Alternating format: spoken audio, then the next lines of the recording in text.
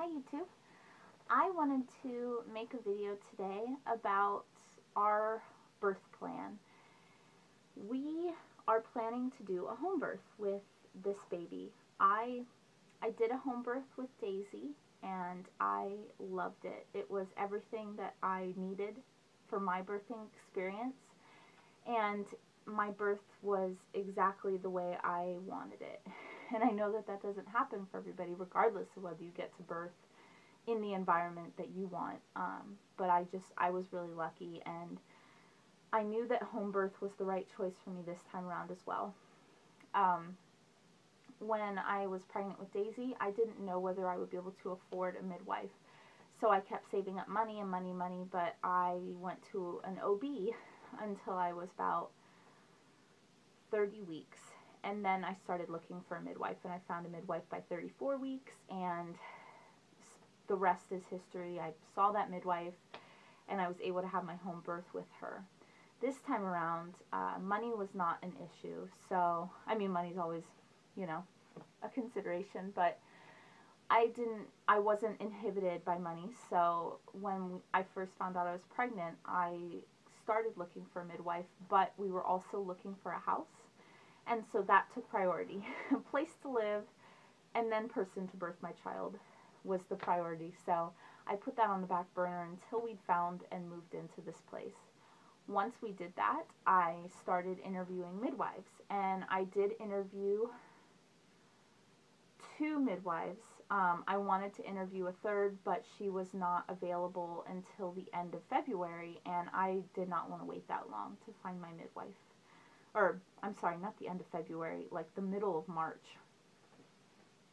And so I interviewed 2, and what I was looking for, excuse me, was somebody who I felt comfortable with, somebody that I could talk to easily, somebody that wouldn't be, what's the way to put this? I didn't want to feel the stress that I felt with my first baby, as far as being 41 weeks and getting close to that 42-week mark and having that impending hospital birth that I didn't want.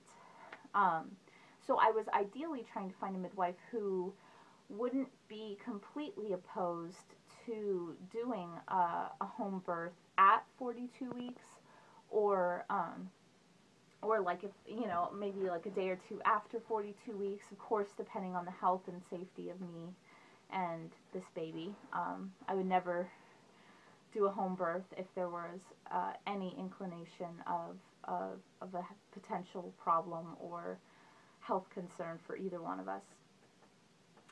So the first midwife I interviewed, I liked her a lot, and we connected really well, and she had a more lenient viewpoint on, due dates and going over those due dates and kind of that sort of thing. I liked her, I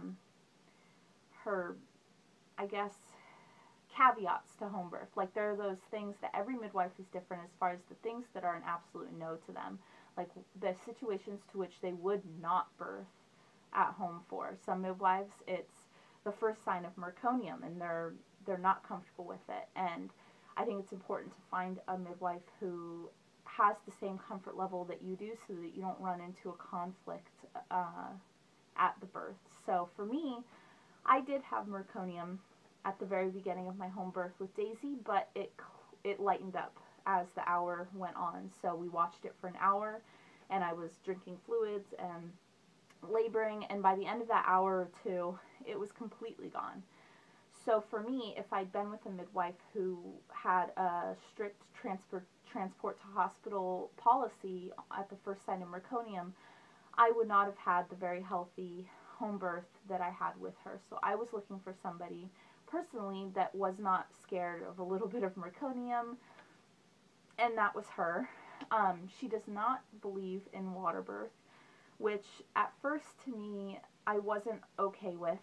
I did want to give birth in the water, but she explained her reasons, and that was that she had been in a situation where she was assisting a midwife who was having a water birth with her client, and there's always well, I shouldn't say always, there's usually an amount of fecal matter that the water is exposed to during the birthing process. That's why people have like fish nets and they'll kind of net it out.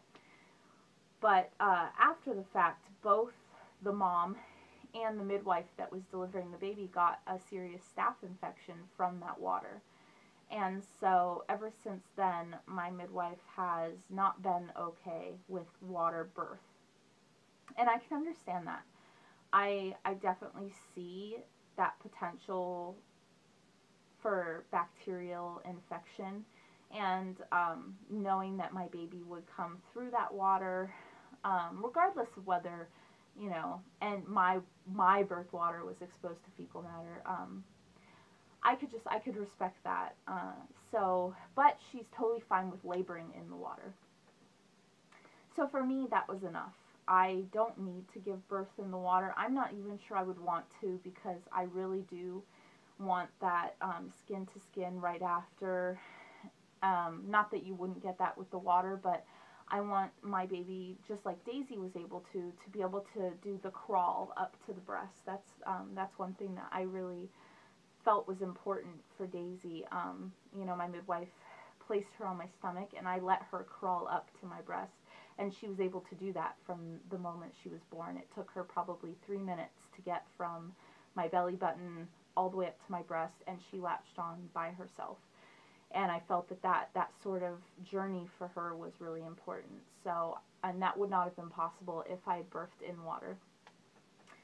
So, for that reason, I am okay with, you know, this midwife and her, you know, her stance on water birth. I did see another midwife, and the environment was completely different. The first midwife I saw, the one that I ended up choosing, she has a house, and they're both in the same area, which is about 45 minutes north of us. But she has a house and an office attached to that house. This midwife, it was more of an like a business park type building, but for artists. So like lots of artist lofts and different like artist-based businesses. And then she had her midwifery practice there, where she had like a living room set up, a small kitchen. It was like a almost like an apartment. I think she even had a bedroom in there somewhere. But she didn't do home births there, but that's where she did like her meetings and her interviews and whatnot. But I just got a different vibe from her. She was not as experienced as the first midwife that I saw, which isn't a big deal to me. Experience isn't the first thing that I think of. She'd attended quite a few births. It was more just kind of her approach to home birth just didn't seem to really line up with me, and I left not feeling uncomfortable, but just definitely not 100%, on her. And so for me, if I wasn't like, yes, I really like this person, she was automatically off the table. But I promised myself that I would definitely interview more people. But after that interview and not being able to interview a third person, I ended up going with the first midwife that I had interviewed with, because I kept going back to the fact that I felt comfortable with her. And to me, that was the most important thing, was that I felt comfortable with her, and and that she was capable. Of course, she's fully licensed, and all of that. So that was ultimately the deciding factor for me. Now, like I said, our midwife is 45 minutes away, and that is a little concerning for me. Only because my labor and delivery with Daisy was under 5 hours. So it was 10 a.m. to 2:50, or 10 p.m. to 2:50 a.m. And even though that labor was probably most likely brought on by by herbal influences. I was taking some homeopathics and an herbal tincture and a few other things, which I'll get into in a later video if anybody's interested. But my labor was most likely naturally induced. There's still a chance that this one will come fast as well. So having a midwife who's 45 minutes away, while that's not that far, that 45 minutes could easily turn into an hour or two, depending on the traffic. It's a part of the Highway 1, which is really easily congested. It's only 2 lanes, and sometimes only 1 lane. And so it's really easy for something to happen, something small, and the entire freeway is shut down. So she does have a midwife who lives close by us, and if something was to happen and she was not able to make it for some reason, she does have backup people that she can call, but that's not the ideal situation. Unfortunately, there just really wasn't anybody close who was a midwife. I mean, just we live in this strange little pocket where there's just not much available. So, yeah, that is the whole midwife decision. We are planning to do a home birth. Trying to think if there's anything else. I will, I guess, just, I'll update on appointments, and I'll update on sort of like getting prepared for the home birth and what's involved in that as far as supplies and cleaning.